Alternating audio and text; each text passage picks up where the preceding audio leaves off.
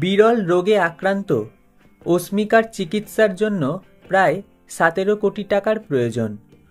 অস্মিকার বাবা শুভঙ্কর দাস বেসরকারি প্রতিষ্ঠানে কাজ করতেন, তবে সেটাও চলে যায় মেয়ের অসুস্থতার জন্য ছোটাছুটি করার কারণে। ফেসবুক এবং হোয়াটসঅ্যাপে এই ছোট্ট মেয়েটির অসুস্থতার খবর জানাজানি হতেই বহু সমাজসেবী শিল্পীরা এই পরিবারের পাশে দাঁড়িয়েছেন। শুধু তাই নয়, এতে সামিল হয়েছেন তারকারাও।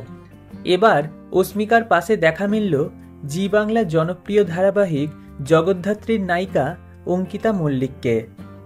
বিনোদনের একটি সোশ্যাল পেজে ভিডিও শেয়ার করে নেওয়া হয়েছে, যেখানে দেখা গেল মায়ের কোলে বসে আছে অস্মিকা, আর তার সঙ্গে মিষ্টি করে কথা বলছেন টলিউড অভিনেত্রী।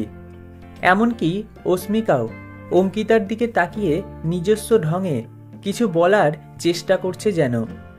অঙ্কিতার এই কাজ মন জয় করল নেটপাড়ার। একজন লিখলেন, দেখে খুব ভালো লাগলো।